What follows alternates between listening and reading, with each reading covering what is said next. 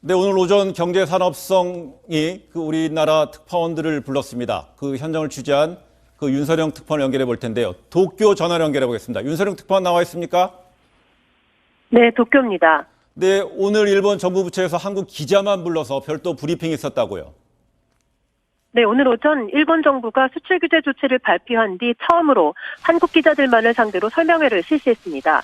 우리 산자부의 국장급 협의 요청을 거부한 가운데 이 한국 기자들 상대로 고위 관료가 여론전을 펼친 건데요. 이날 기자 대상 설명회는 1사 1인으로 제한이 됐고 녹음도 불가능했습니다. 일본어로 진행되는 만큼 녹음은 필수라는 점을 어필을 했지만 녹음 내용이 어떻게 사용될지 모른다는 등의 이유로 끝내 거부했습니다. 네, 회담 설명장 상황이 좀 까다로운 거로 보이는데 오늘 설명회에서 새롭게 나온 내용이 있었습니까? 네, 이 관계자는 이번 수출 규제 조치는 한국의 강제징용 재판 문제와는 관계가 없다는 말을 되풀이했습니다.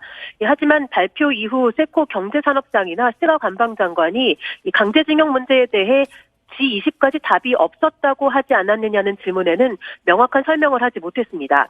이 관계자는 수출 규제 조치 배경에 강제징용 문제를 비롯해 한일 관계가 재료가 될 수 있냐라는 질문에 이 하나하나가 한일 사이의 신뢰관계를 구성한다고 말했습니다. 네, 그동안에 일본 정부가 줄곧 수출 규제 조치의 이유로 들었던 것이 부적절한 사안이었습니다. 여기에 대해서는 입장을 밝힌 게 있습니까? 네, 이 관계자도 부적절한 사안이 구체적으로 무엇인지는 끝까지 답하지 않았습니다. 이 한국의 재래식무기 제도에 미비점이 있다면서도 그로 인해 문제가 발생했는지 아닌지는 모른다고 했습니다. 실제 문제가 일어났는지를 보고 제도를 개정하는 게 아니라고 했습니다. 그러면서 2016년 이후에 한국 수출 당국과 협의가 이뤄지지 않았는데 그 이유에 대해서도 공표할 수 없다고 했습니다. 이 수출 제도가 미비하다는 점을 한국 측에 일반론적으로 얘기했다고 생각한다고 말했습니다. 네, 정작 중요한 내용에 대해서는 답변을 쏙 빼놓은 내용이 같은데요. 그리고 또 어제 참의원 선거가 있었습니다. 결과를 먼저 간단히 짚어볼까요?